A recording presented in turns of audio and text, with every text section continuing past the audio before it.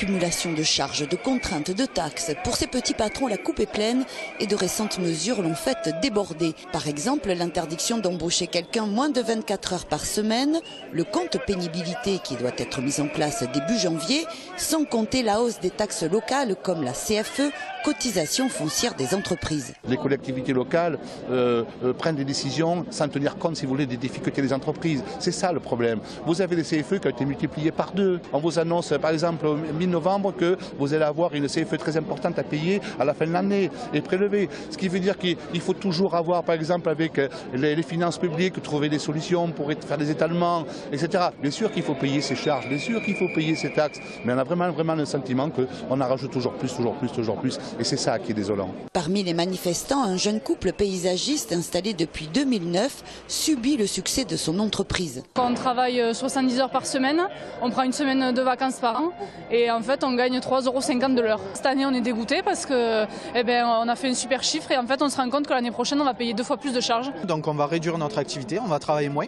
en fait, on va rester à la maison. Au lieu de faire encore plus de chiffres et d'investir et d'embaucher, en fait on arrête parce que voilà, on se dit stop sinon on va trop payer quoi. Autre conséquence, la baisse des embauches. Pourtant, les entreprises de moins de 50 salariés forment 98% du tissu économique français et constituent le premier employeur en France. Les entreprises ne peuvent pas embaucher aujourd'hui. Il ne faut pas être étonné d'avoir plus 0,6% du chômage. Il faut alléger les contraintes et les règlements et il faut alléger les charges au moins pendant un temps. On priorise l'économique et l'emploi, au moins pendant un temps, notamment sur les petites boîtes. Objectif, libérer la croissance pour lutter contre la fermeture chaque jour en France de 172 entreprises.